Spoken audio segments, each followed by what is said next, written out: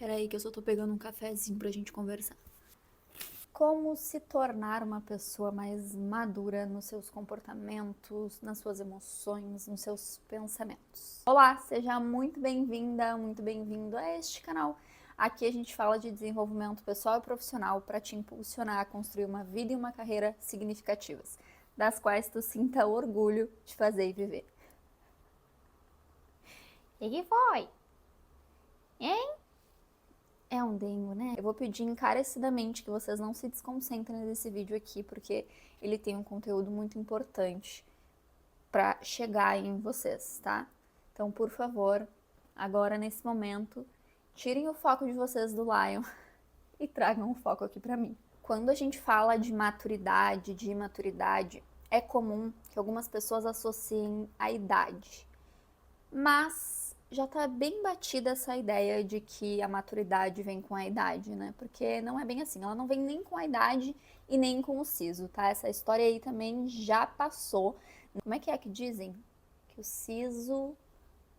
Juízo, siso, quando nasce o siso vem o juízo. É isso, não tem nada a ver. Na verdade, existem pessoas de 20 anos maduras e pessoas de 20 anos imaturas. Assim como existem pessoas de 40, 50, 60, 70 anos maduras e imaturas. Mas o que caracteriza, então, uma pessoa madura?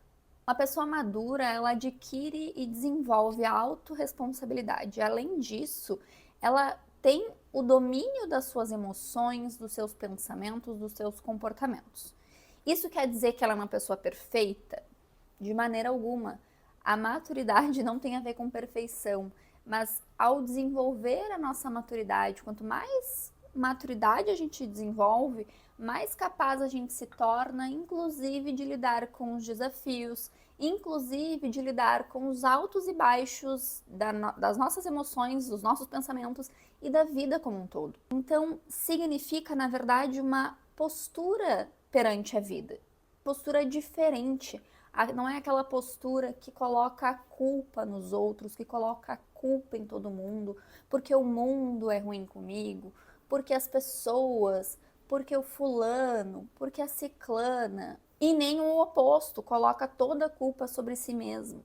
Uma característica também da pessoa imatura é deixar se levar pelas suas emoções. Então, se eu sinto uma coisa, eu apenas reajo, eu me comporto de determinada maneira, eu não penso a respeito disso, eu não tomo consciência de que os meus pensamentos são apenas pensamentos, eles não precisam guiar as minhas ações, eles não precisam me direcionar. E aqui eu já quero dar a primeira dica para desenvolver a maturidade, que está relacionado a essa consciência dos nossos pensamentos, das nossas emoções e comportamentos, que é fazer uma análise mesmo, que é começar, é criar o hábito de analisar os nossos pensamentos, como eles estão ou não nos guiando, se a gente tem deixado que eles tomem a direção da nossa vida sem pensar a respeito deles, pensar a respeito dos pensamentos.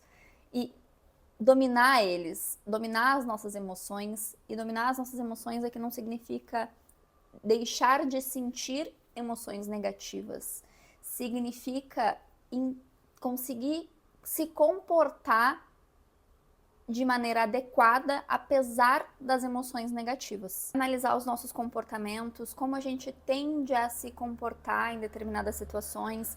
Será que esse é um comportamento, um pensamento e uma emoção adequadas?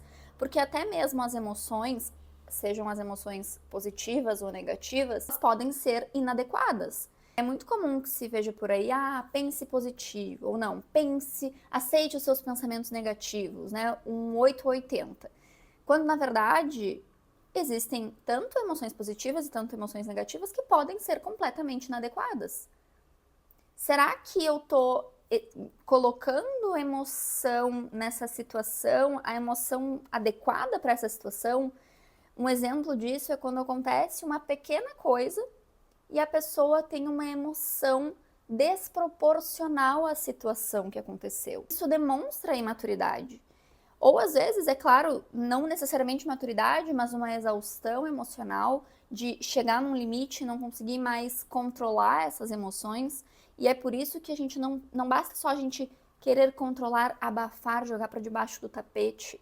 É a gente encarar essas emoções e encontrar estratégias para lidar com elas, para descarregar elas, não necessariamente com pessoas, não necessariamente a partir de comportamentos inadequados, mas meios adequados de lidar com elas. Por exemplo, fazer terapia, incluir dentro da rotina atividades que façam esse exercício de regulação emocional também. Então, essa análise, ela vai percorrendo por toda a nossa vida. A gente não vai hoje analisar, então eu vou parar aqui, vou analisar meus comportamentos, as minhas emoções, os meus pensamentos, e tá bom, então dei o primeiro passo para a maturidade. Não é assim.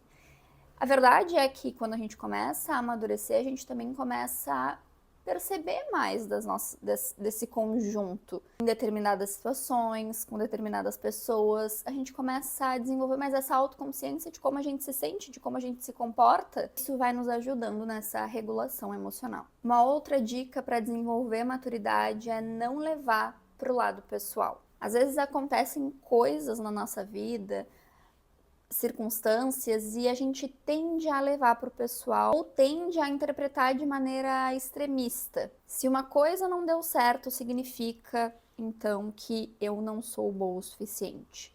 Se algo não funcionou, é porque nunca vai dar certo. É fazer essas associações extremistas de tudo que acontece. Sempre tem uma lógica muito extremista, muito generalista.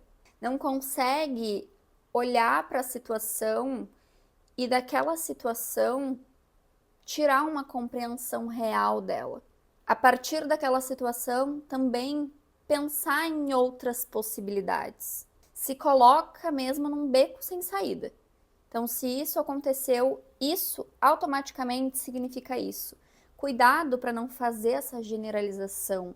Cuidado para não deixar que isso ocorra, porque isso vai também minando tanto a nossa maturidade, que nos coloca nesse beco sem saída, como se a gente não tivesse capacidade de lidar com imprevistos da vida ou com altos e baixos da vida, e que também nos coloca num lugar mesmo de frágil.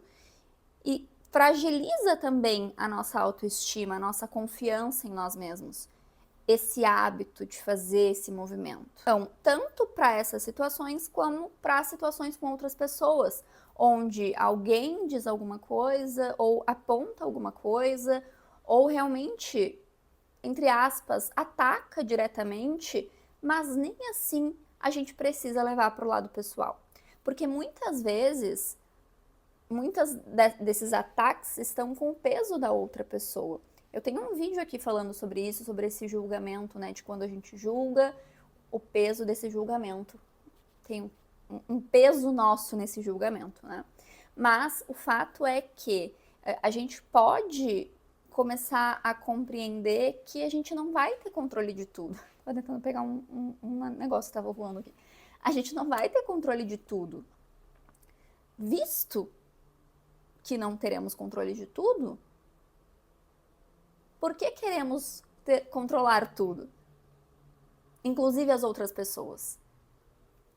Se alguém diz algo para mim, ou se eu vejo algo, eu não preciso tomar isso pro pessoal. Se eu tomo isso pro pessoal, eu carrego isso comigo. Tem um livro que eu gosto muito, ele fala exatamente sobre isso, e foi por isso que eu quis trazer esse tópico aqui, de não levar nada pro pessoal, que é Os 4 Compromissos. Ele é incrível, eu recomendo para vocês. A terceira dica é começar a desenvolver a autorresponsabilidade, que se conecta com essas outras dicas, que é a gente, perante as situações, não jogar sempre para o outro, não achar que todo mundo nos deve alguma coisa, quando a gente não se coloca em movimento para gerar mudanças na nossa vida, para gerar mudança no que nos deixa insatisfeito. Se eu estou insatisfeita com uma situação, eu preciso me colocar, assumir uma postura de responsabilidade a partir do que eu vou fazer com isso. Eu posso estar insatisfeita com uma situação e não há problema nisso, desde que me coloque em ação e a pensar, pelo menos, como eu posso sair dessa situação. Ou quais são as outras possibilidades, as outras oportunidades. Eu estou aqui, talvez existam outros caminhos para que eu possa percorrer. Mas para isso, eu vou precisar pensar conscientemente, de maneira adequada, e vou precisar me direcionar a isso. Isso é desenvolver a maturidade. E aí eu tenho um exercício, quero indicar para vocês um exercício que é da TCC, que é custos e benefícios, análise de custos e benefícios, porque todo comportamento ele tem um custo e um benefício, né? Por exemplo, procrastinação, né? Eu procrastino. Bom, quais são os custos e benefícios desse comportamento? Pode pensar em qualquer comportamento, hoje que tu tenha tido ou que tu não queira mais ter. Quais são os custos e os benefícios desse comportamento? Não, Bruna, mas não tem benefícios em procrastinar, eu não gosto de procrastinar. Se tu parar para pensar, tem benefícios. Se a gente não tivesse benefícios, a gente não faria. A gente tá adiando, a gente não tá entrando em contato com aquela emoção, a gente não tá entrando em contato com aquele desconforto. Qual é o benefício? Tomar consciência de qual é o custo e qual é o benefício nos traz essa consciência de que, bom, então eu tô tendo esse benefício, mas esses são os custos. Porque quando a gente tem um comportamento inadequado aqui no presente, é fácil a gente perceber os benefícios. Mas e os custos no longo prazo, se a gente permanecer com aquele comportamento? Aqui eu dei a procrastinação apenas como um exemplo. Porque é claro que vão existir momentos da nossa vida em que a gente vai, talvez, procrastinar alguma coisa, em que não vai estar 100%, em que todos os comportamentos não estarão 100% adequados. Desenvolver maturidade, mais uma vez, não é a gente se tornar perfeito, é a gente se tornar mais consciente, se colocar mais em movimento em direção ao que a gente quer. Então, esse exercício serve para isso, para que a gente tenha essa clareza. Que se for no caso da procrastinação, que a gente não se torne a pessoa que procrastina tudo, sempre. Aceite esse comportamento como adequado, sendo ele inadequado. Esse exercício vai te trazer mais consciência. Faça, não precisa ser só de um comportamento, faça uma lista, né? Pode colocar no papel aqui uma coluna, aqui outra coluna, aqui tu vai colocar custos, aqui benefícios e aqui, né, em outra coluna, o comportamento. Exemplo da procrastinação, os custos da procrastinação, eu não vou ter os meus sonhos realizados. E aí, aqui esse exemplo que eu estou usando, ele tá muito genérico, mas pense numa coisa que seja quase que palpável para ti. Então, eu não vou comprar a minha casa. O meu comportamento é não economizar. O custo, eu não vou conseguir comprar a casa dos meus sonhos. Os benefícios, eu consigo comprar a blusinha, eu consigo comprar, entende? É trazer para o tangível também, que fique explícito para vocês qual é o custo e qual é o benefício. Espero que tu tenha gostado desse vídeo. Se tu gostou, eu já te convido a me acompanhar aqui, me acompanhar lá no Instagram também. E agora eu tenho uma newsletter e eu te convido a se inscrever nela aqui também. O link vai estar aqui embaixo.